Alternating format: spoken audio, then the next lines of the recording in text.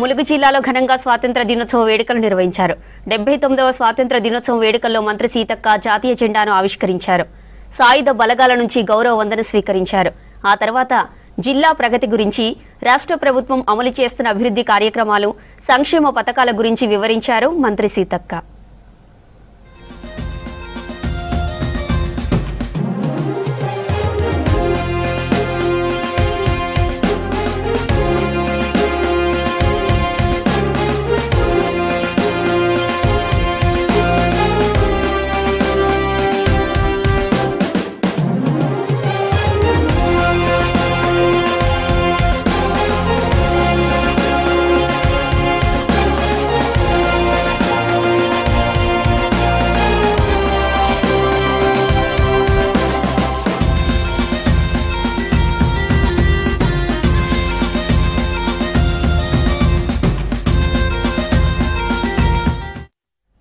సిద్దిపేట జిల్లాలో 79వ స్వాతంత్ర దినోత్సవ వేడుకలు ఘనంగా నిర్వహించారు.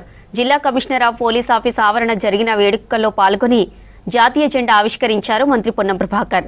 మంత్రికి పోలీసులు గౌరవ వందనం అందజేశారు. ప్రజా పాలనలో అన్ని వర్గాల వారికి న్యాయం చేయాలనే ధ్యేయంతో కాంగ్రెస్ సర్కారు పనిచేస్తోందన్నారు. అర్హులందరికీ ఇందిరమ్మ ఇండ్లు కట్టిస్తున్నట్టు చెప్పారు మంత్రి పొన్నం.